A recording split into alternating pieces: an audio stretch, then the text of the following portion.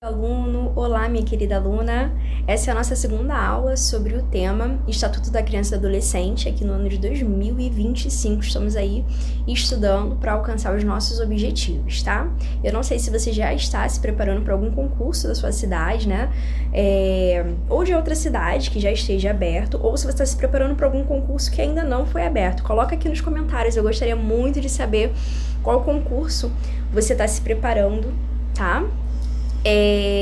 Você que está chegando aqui agora, existem outras aulas aqui também no canal, tá? Inclusive, já teve uma aula 1 sobre o Estatuto da Criança e do Adolescente, totalmente atualizada, com material, assim, super bacana, tá bom?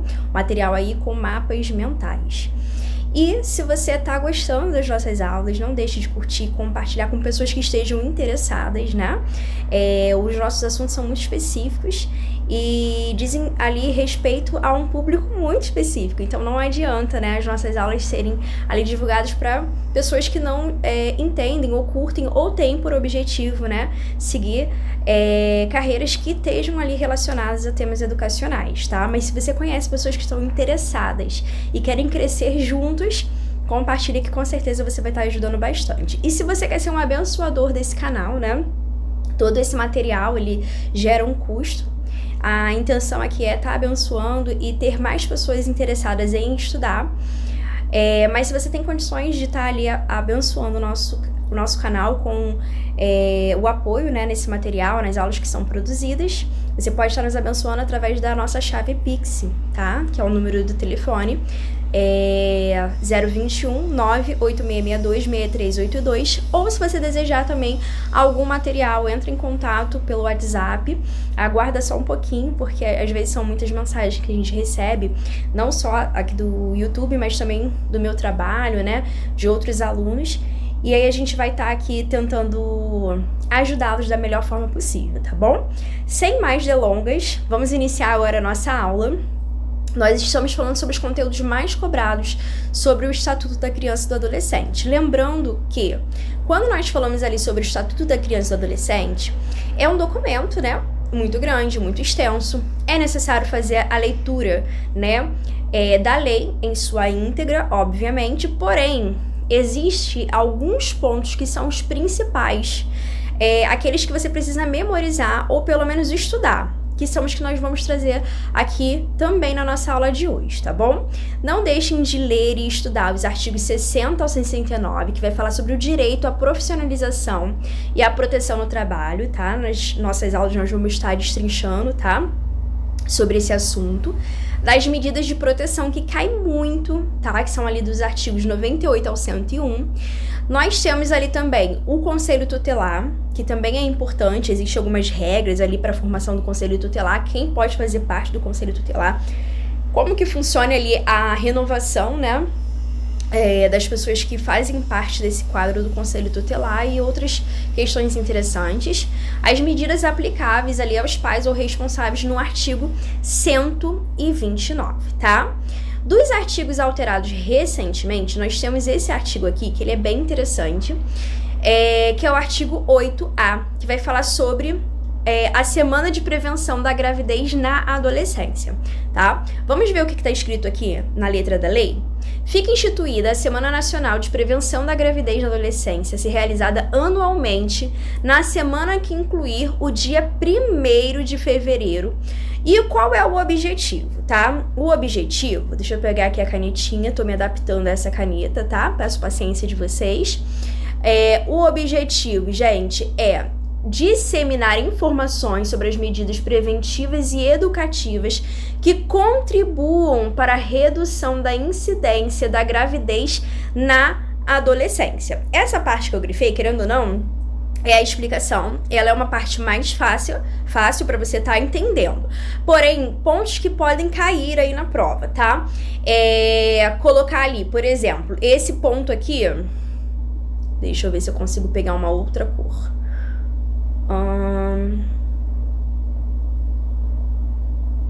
esse ponto aqui, ó, a ser realizada anualmente na semana que incluir o dia 1º de fevereiro. Esse ponto que eu coloquei em azul, certamente é uma informação de memorização e que com certeza vai fazer ali a diferença numa questão, tá bom? Inclusive, nós já temos material aqui para poder estar gravando aula sobre questões, resolução e explicação de questões, tá bom? Parágrafo único. As ações destinadas a efetivar o disposto no caput deste artigo ficarão a cargo do poder público em conjunto com as organizações da sociedade civil e serão dirigidas prioritariamente, ou seja, qual é a prioridade? É dirigir aqui público-alvo, ao público adolescente, tá? Criança não entra nessa faixa, por mais que a gente tem cada vez mais crianças, né? Infelizmente, inclusas dentro da gravidez, né? Porém, o correto aqui é fazer para o público adolescente. O 53A vai dizer assim, ó, presta atenção. É dever da instituição de ensino, clubes e agremiações recreativas e de estabelecimentos congêneres assegurar medidas de conscientização, prevenção e enfrentamento ao uso de dependência de drogas ilícitas. Esse artigo 53 aqui, nós já falamos na aula anterior, tá? Lembrando que são 3 etapas que não só as instituições de ensino, mas como os concursos, né? Geralmente, quem é o meu público-alvo está fazendo ali para carreiras educacionais, a gente acaba destacando ali as instituições de ensino. Mas nós temos as instituições de ensino, os clubes e as agremiações recreativas e de estabelecimentos congêneres. Bem, quais são os 3 passos que esses tipos de instituições, digamos assim, precisam seguir para trabalhar essa questão das drogas ilícitas? Primeiro, trabalhar com a conscientização, tá? A conscientização. A segunda etapa é a prevenção. Nós vimos isso na outra aula, tá? E a terceira etapa é o enfrentamento. Primeiro, você vai ter ali um público-alvo que você vai conscientizar da existência, dos riscos, né, das consequências. Você previne que aquele jovem, que aquele adolescente tenha acesso a esse tipo de substância, mas infelizmente em alguns casos eles já fazem parte de pessoas dependentes. Então, nesse caso, a gente trabalha ali com o enfrentamento, tá? Outro ponto importante ali, né, no nosso Estatuto da Criança e Adolescente é a Lei Henri Borel, tá? Presta bastante atenção.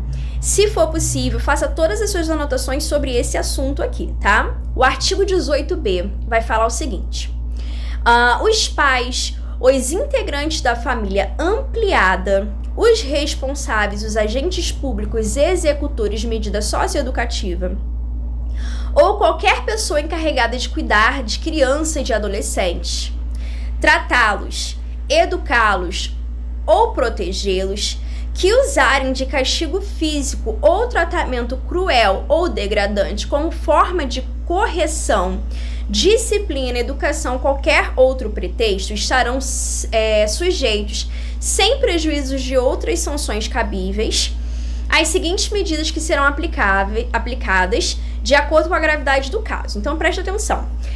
A quem esses itens ali são 6 itens, tá? Nós temos aqui, ó, só para vocês poderem acompanhar comigo. Nós temos, ó, 1, 2, 3, 4, 5, 6 itens, tá?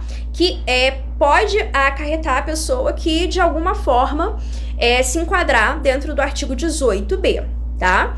Lembrando que se a pessoa se enquadrar em algum desses itens, ela ainda poderá, tá, receber outras sanções que sejam cabíveis a essa pessoa, tá? Então, o cumprimento desses itens aqui não significa que ela vai estar isenta de outros prejuízos. Bem, quem são essas pessoas? São ali os pais, os integrantes da família ampliada, quer dizer, tios, avós, as pessoas ali mesmo que fazem parte do convívio familiar dela, os responsáveis, né? Às vezes tem uma pessoa que trabalha na casa, a babá, uma pessoa que está ali responsável enquanto os pais estão trabalhando, os agentes públicos de medidas socioeducativas, por exemplo, se a criança ou adolescente ele se encontra ali em uma família provisória ou em uma instituição ali que tá ali protegendo aquela criança, de repente ali por um tempo em que ela não pode, né, tá ali com os pais, ou qualquer outra pessoa que seja encarregada, tá, de cuidar de crianças e adolescentes. Quem são ali as pessoas encarregadas de cuidar de crianças e adolescentes? Os professores, né? Eu sou professora, trabalho com crianças, trabalho com adolescentes, e eu também faço parte dessas pessoas que são encarregadas, né, de cuidar de crianças e adolescentes. O que elas não podem fazer em hipótese alguma, né, porque estaria ferindo a lei? Não pode utilizar de castigo físico. Castigo físico é quando você machuca fisicamente uma pessoa. O tratamento cruel ou degradante é quando você tem ali formas de humilhação, né? Quando você humilha aquela criança, quando você faz alguma pressão psicológica, né? Algum abuso psicológico contra a criança.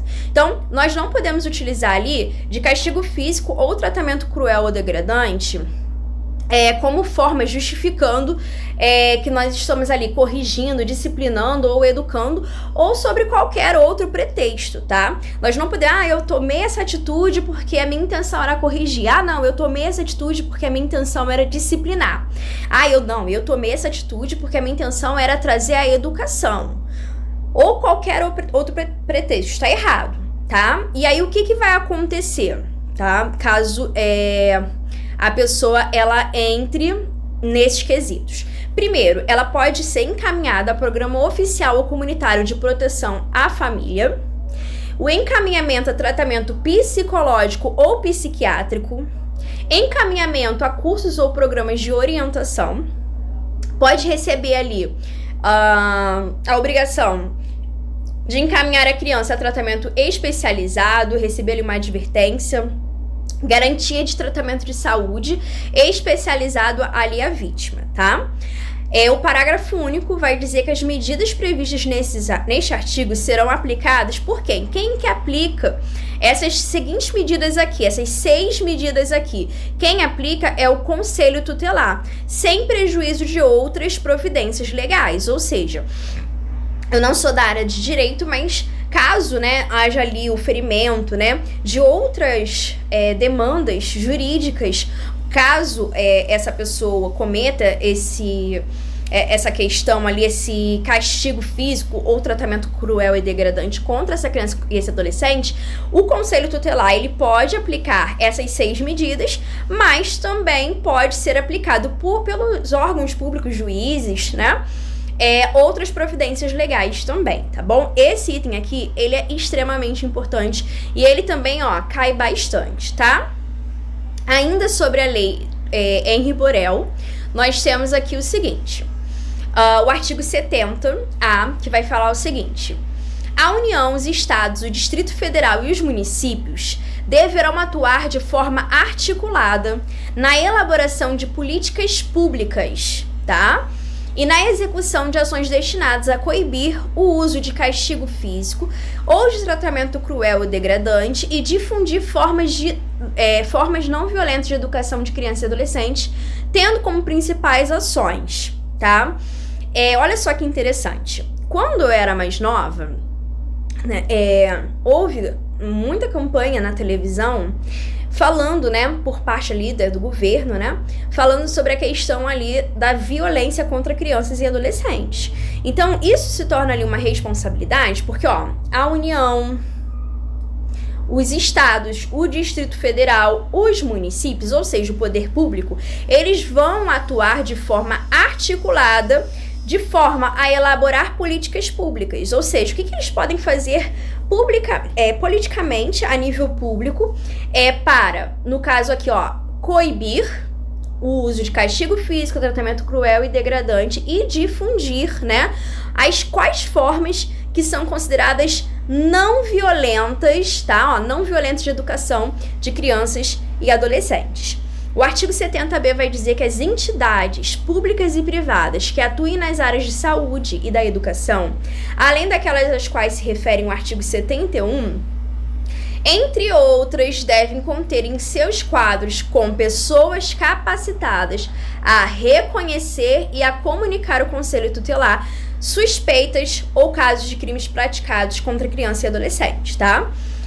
Graças a Deus eu nunca passei por essa questão, mas na minha família, outras pessoas que trabalham na área da educação já tiveram experiências assim de precisar, né, entrar em contato, porque chegava na escola, a criança estava totalmente machucada, ou havia sofrido algum tipo de abuso, né, físico, ou até mesmo um tratamento cruel, degradante, que acaba trabalhando ali a questão psicológica, tá? Isso é questão de direito e isso é responsabilidade da sociedade, tá? Qualquer pessoa na sociedade, ela é responsável pela qualidade de vida dessas crianças, até porque nós temos o Estatuto da Criança e do Adolescente.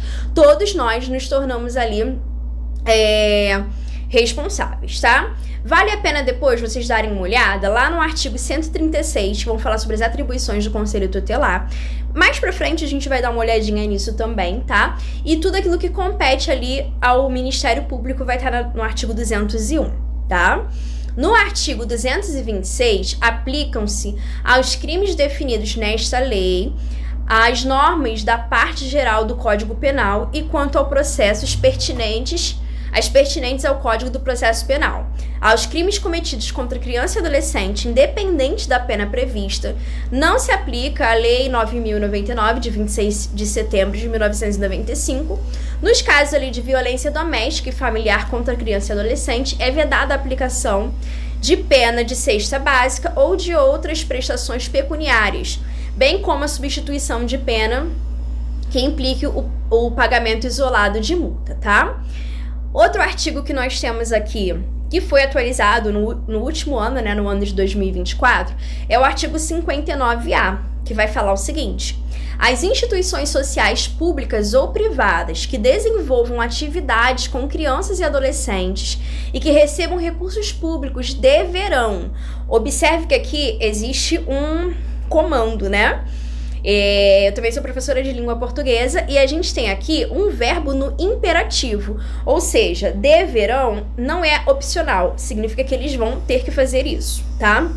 Se eles recebem um recurso público, seja ali instituições sociais públicas ou mesmo privadas, elas deverão exigir e manter certidões de antecedentes criminais de todos os seus colaboradores, as quais deverão ser atualizadas de 6 em 6 meses. Gente, isso foi uma alteração do ano de 2024. Então, a possibilidade disso aqui cair em uma prova é grande. Até porque é um item que poucos alunos, de repente, estão ali com isso fresquinho na mente. Às vezes, está estudando por um material ali desatualizado, tá? O parágrafo único vai dizer o seguinte: os estabelecimentos educacionais e similares, sejam eles, públicos ou privados, independente se você está ali na rede pública ou privada, que desenvolvem atividades com crianças e adolescentes, independente, agora, preste atenção, independente de recursos públicos, deverão, outro aqui verbo no imperativo, então existe ali um comando, né?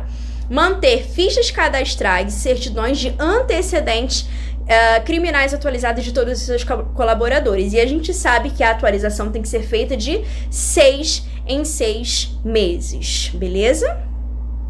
Ainda outros artigos aqui atualizados no ano de 2024, nós temos o seguinte: produzir, reproduzir, dirigir, fotografar, filmar ou registrar por qualquer meio cena de sexo explícito ou pornografia envolvendo criança ou adolescente. O que vai acarretar ali? Reclusão de 4 a 8 anos e multa. Incorre nas mesmas penas quem agencia, facilita, recruta, coage ou de qualquer modo intermedia a participação de criança ou adolescente nas cenas referidas no caput deste artigo, ou ainda com esses contracena, tá? Então, bastante atenção, infelizmente a gente sabe que isso é uma realidade, né? Exibe, transmite, auxilia ou facilita a exibição ou transmissão, ou seja, aquelas pessoas que estão assistindo, exibem, né?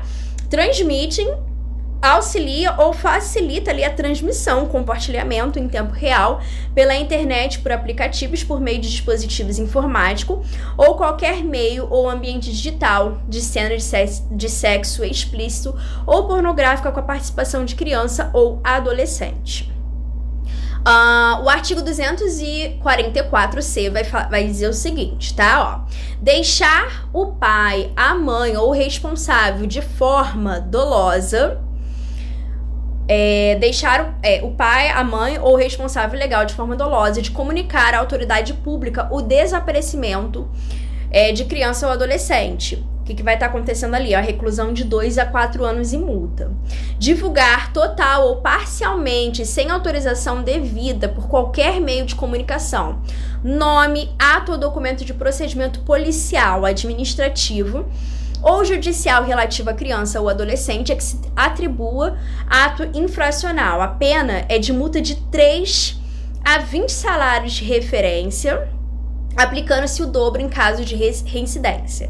Incorre na mesma pena quem exibe ou transmite imagem, vídeo ou corrente de vídeo de criança ou adolescente envolvido em ato infracional. Preste atenção, você não pode sair gravando e compartilhar, não. Ou em outro ato ilícito que lhe seja atribuído de forma a permitir ali a sua identificação, tá bom? Bem, a nossa aula de hoje, ela vai até aqui, tá? Nossa próxima aula, o nosso próximo vídeo, vai falar sobre as disposições preliminares e tá um resuminho aqui maravilhoso, tá? Que são partes, assim, extremamente importantes. Nós vamos estar falando ali sobre a proteção integral. O princípio da proteção integral, que ela surgiu ali por meio da Constituição Federal. Nós vamos estar falando ali um pouquinho sobre esse vínculo, né, da Constituição e do Estatuto da Criança e do Adolescente. Nós vamos ver que toda criança e adolescente é sujeito de direito, ele já nasce com esse título, né, com essa posição de ser sujeito de direito, e todos os seus direitos fundamentais, eles são ali garantidos pela Constituição Federal e também pelo Estatuto da Criança e do Adolescente. Eu espero que essas aulas estejam sendo produtivas para você. Não deixe de curtir, deixe um comentário. Espero que você seja muito abençoado e muito bem sucedido em todos os seus projetos, tá? E que em breve você possa aí receber a resposta daquilo que você esteja almejando, tá bom? Um grande beijo, tchau, tchau, até a próxima!